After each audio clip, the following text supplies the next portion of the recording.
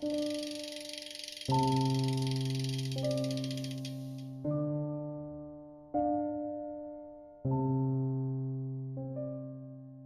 abstención fue cerca de un 30-35%, es decir, en el resto de España era un 4,5%, era total y absolutamente política.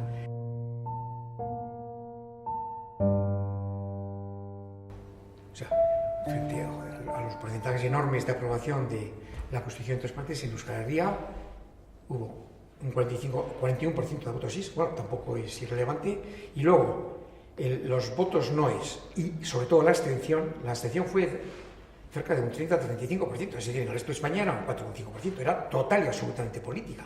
Y además era total y absolutamente política y defendida por Herri Batasuna y por el Partido Nacionalista Vasco. Entonces, los votos noes, que fueron un 10%, claro, un voto no es un voto no, y la abstención, que era totalmente política, daba un porcentaje de votos superior a ese 41%.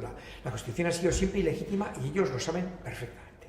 Lo que ocurre es que, bueno, han dicho, no, los únicos votos que cuentan son los votos síes y tal. Bueno, pues los votos síes, si tú los comparas con el resto del Estado, no, ahí la transición había hecho aguas desde un primer momento y esa fue la demostración palpable.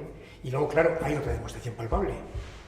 Y claro, eso depende de cómo se mire el PNV, pero de hecho las dos fuerzas que se autodefinen como nacionalistas, que son PNV más Izquierda Abertzale, han venido teniendo la mayoría prácticamente permanente desde el año 78. Algo quiere decir, evidentemente.